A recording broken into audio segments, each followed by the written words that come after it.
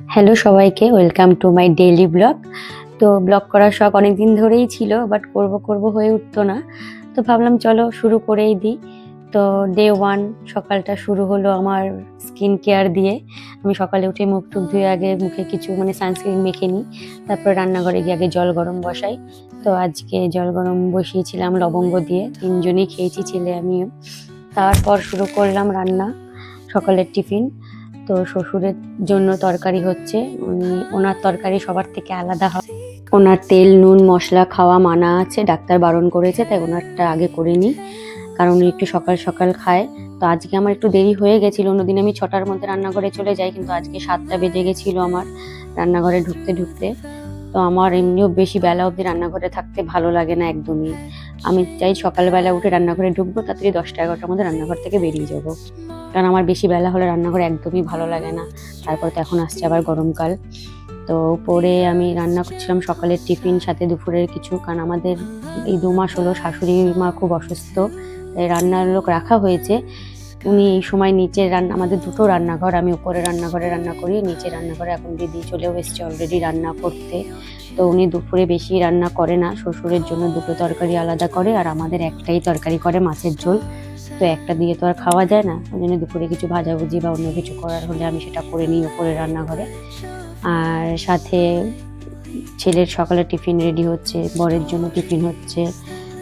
আজকে দুজনে ছাতু আর আমি একই টিফিন চিড়ে দিয়ে কলা দিয়ে খেয়েছি। আগে আমি সকালে ভাত ছাড়া কিছুই খেতাম না, কিন্তু এখন আর ভাত খেতে ভালো লাগে না, কারণ একার জন্য আবার ভাত রান্না করবো, কারণ বাড়ির সকালে কেউ ভাত খায় না।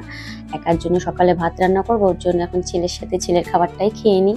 খিদে পেলে দুপুরে একটু তাড়াতাড়ি ভাতটা খেয়ে নিই, তাই আজকে ছেলে আমি একই খাবার খেয়েছি। আর ছেলের জন্য দুপুরে ডাল আজকে রান্না করেছি, কুমড়ো টমেটো দিয়ে ডাল, আর নিচে মাছ ভাজা রেখে দেবে।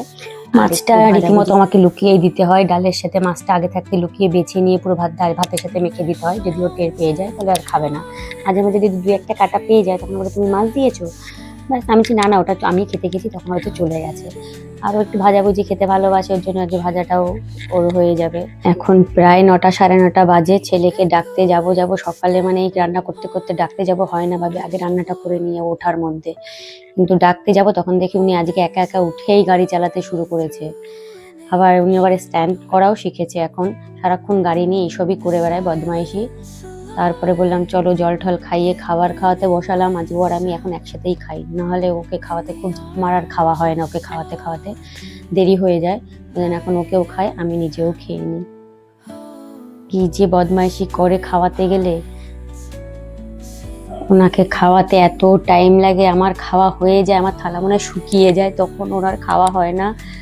লাস্টে আমার বিরক্তি লেগে যায়, খাওয়াটা যে কবে তাড়াতাড়ি হবে। এই যে বসে আছে আর উনি এদিক ওদিক ঘুরে বেড়াচ্ছে, ডাকলেও আসবে না।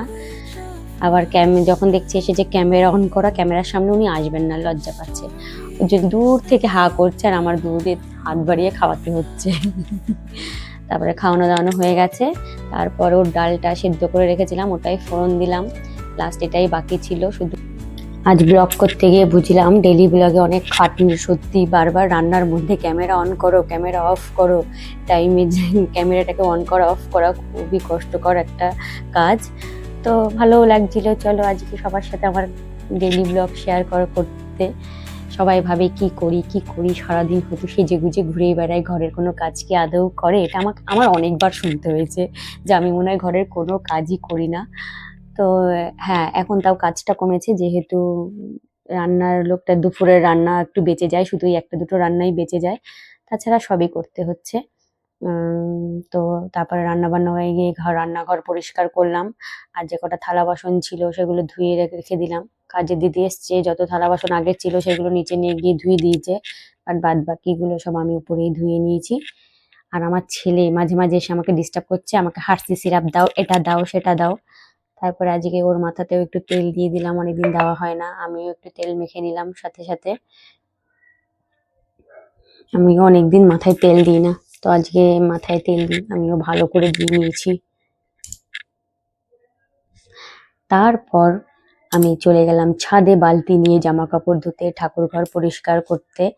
আগে পুজোটা মাই দিত, তা 2-2.5 মাস হয়ে গেল মা অসুস্থ, মা কিছুই কাজ করতে পারছে না, তো পুজোটা আমি দেওয়া শুরু করেছি।